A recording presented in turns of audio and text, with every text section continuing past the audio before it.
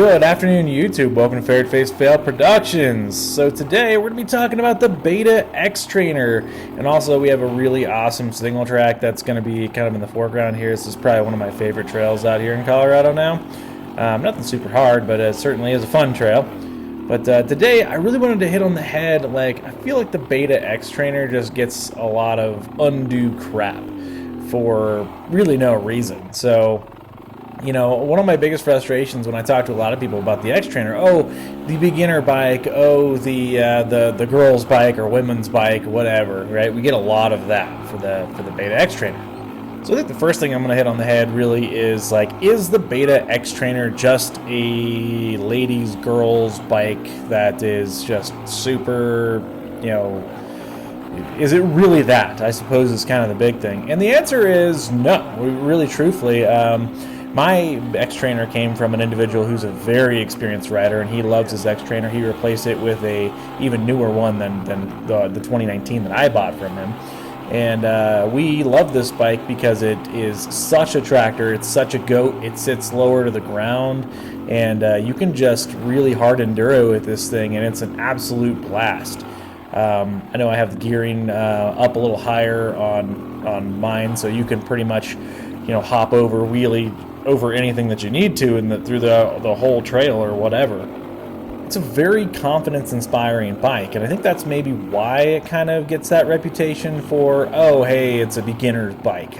Well, no, it's very friendly. It's a very easy bike to ride, but it's also fun, and it really also the plush suspension comes into it. I think too makes it easier to hop over larger obstacles and kind of slowly pick your way through stuff, and it's very comfortable, confident, and that is what really makes the Xtrainer a great bike overall for, you know, I would say newer riders. It really is a good choice. It really is a fantastic choice.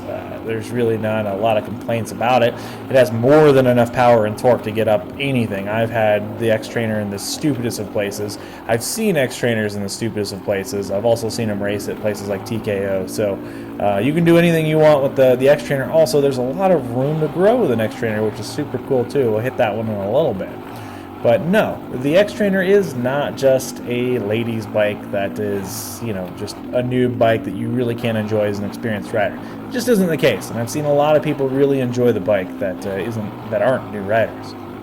So we've talked a little bit about the kind of pros of the Xtrainer a little bit, and I'm going to hit some of the cons too. So some of the things that the Xtrainer is not. So I do see on the flip side some people trying to make the Xtrainer maybe something that it isn't, where, yeah, you should just go for a race edition, an RR, or something along those lines. And that really is if you're doing really fast, hard-paced riding, and especially through, I'm going to call it, obstacles and rough terrain, the suspension just isn't going to keep up. And that is true. I am not a fast rider. I'm not a hard rider. Don't ever plan, or don't plan to be. Don't really do that kind of stuff. So for me, I love this softer suspension on it. I think it's more than adequate for the things that I use it for, especially at right around 180 pounds. And, you know, it's not bad. Could it be better? Absolutely. Have I had better suspensions? Yeah. I mean, the full-blown DLC-coated KYB suspension on my Riehu was a way more capable suspension, but that wasn't always the thing that I wanted. So, yeah, if you're the type that really wants to blast this thing through the desert or over really hard enduro at fast speeds, it ain't it. And trying to make it that, it costs a lot more money than it would be if you just invested in the higher end models in the Beta lineup. And that's just kind of the truth of that situation. Trying to chase down, you know, fork upgrades, shock upgrades, power upgrades. I think you're just better off going to the higher end models of the lineup. And that's really my opinion on that as a whole. However, I feel like the vast majority of customers out there really don't fall into this category, at least not that I've seen. A lot of people are just kind of, you know, trail riders. They enjoy riding and stuff. And the 33-ish horsepower and 24 foot-pounds of torque that the Xtrainer puts out is more than adequate for 99% of stuff. In fact, I think it feels quite good. It pulls quite well. And also, I think it lends to the reliability of the Xtrainer, which we'll hit that next. So reliability. yeah, the Xtrainer, kind of the cool thing about it a little bit is that depending on which years, and the newest model seems to be a little bit higher compression. My 2019 shows an 11.3 to 1 compression ratio. The new one shows like an 11.55 compression ratio. It's pretty close. However, this is all lower than the RR model, so I'm guessing that the head is different, and probably the piston and cylinder, I believe, are different part numbers as well. So, yeah, that lower compression, the spacer in the power valve, the smaller carburetor and intake setup on it, the pipe, of course, is going to determine a lot of the power characteristics as well. Really preserves and makes this thing a tank in the sense of it just will not die. And I say this because my Xtrainer, my 2019 here, has over 500 hours more than likely on it, and it has never had a new top end put on it. And we just did a compression test on it because I had a spark plug foul out and fail. In this video, you might notice some weirdness of writing and stuff. I had a clogged pilot jet, so I was running it super rich with the air screw and trying to get it to run properly. The bike sat too long, so it's not really the bike's fault. However, I ended up fouling the plug later on. And, you know, when we pulled the plug out and I did a compression test on it, it was still within almost a few PSI of being a brand new top end, which is wild to me.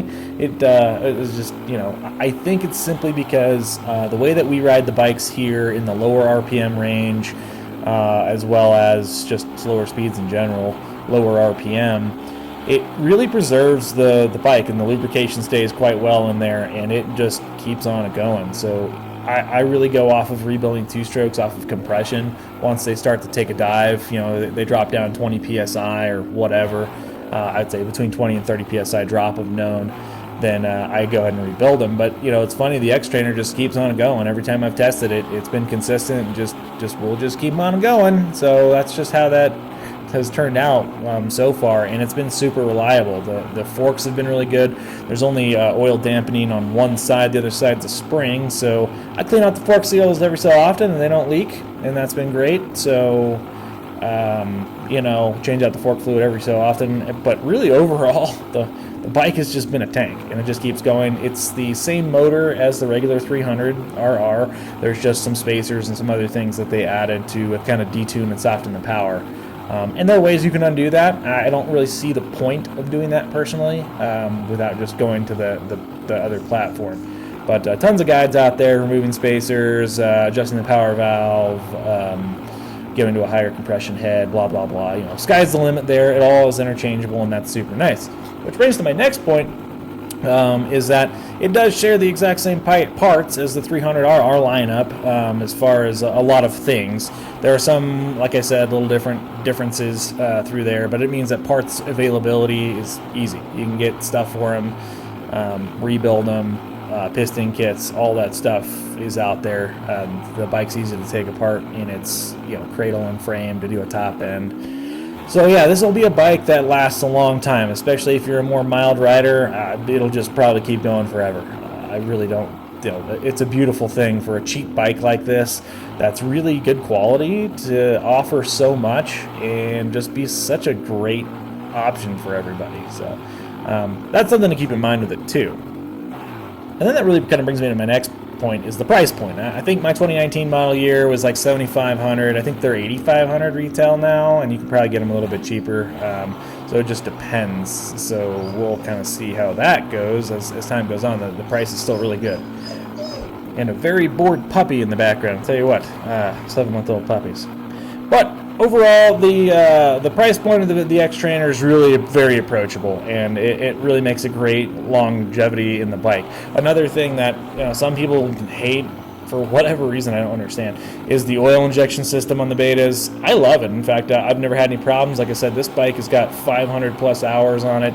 Never had an oil injection problem. I might just swap out the pump just because, but no, I think the oil injection system's great. Keep it topped off. I can stop by a gas station if need be and top it right up without worrying about it. And ultimately, not an issue whatsoever. I think there's a lot of good things that come out of oil injection, and you know, if you don't like it, you can change it over too. So you can change it to being just a good old mixed gas, so that's kind of a personal preference thing. But to a newer rider, easier rider, then yeah, just keep the oil injection. It does fine. Other things about the lovely Xtrainer. I really enjoy the frame and the stance too. It's a little bit smaller, it's lighter, and it really gives just a lot of confidence there. And there's pros and cons to it because it's very confidence inspiring going to obstacles, hopping over stuff, hopping up stuff. It's a little bit lower ground clearance, can sometimes catch on things, but if you carry your momentum with a good skid plate, it's not really a problem. And overall, I really like the smaller build. In fact, it's kind of a reason why it's my main bike these days. I've had being a shop here in Colorado, I've had any number of bikes at this point. And I always pick the Xtrainer. It's really kind of funny. I just really have fun riding the thing. Yeah, so let's talk about we kind of talked a little bit about it already, but the bike is not for those who are really going to be doing fast-paced racing stuff. It's not worth chasing that dream on that bike. However, Beta has options, so that's kind of the cool thing about this. And at the end of the day, if you're looking at a Beta Xtrainer and you want something, you're just an average Joe trail rider, average gal looking to learn on a bike, the Xtrainer is really it. It's very approachable, it's easy, it's fun. There's really nothing scary about it. You can learn to maintain it because it's a super easy to work on two-stroke.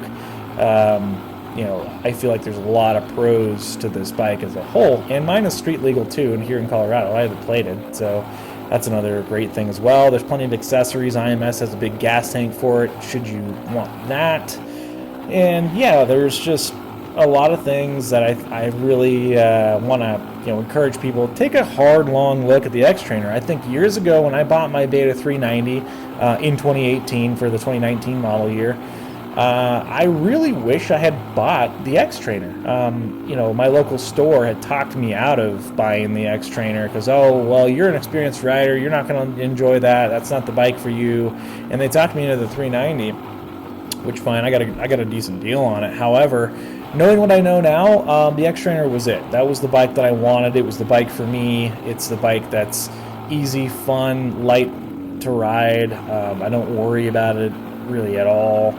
So there's some really awesome things about the Xtrainer that you should really take a second look at. And another one that's in this same category, I'll say, is the Riehu Ranger, which might even be a better deal and better value than the Xtrainer. However, I've yet to test one yet, even though I've had several Riehus and older gases.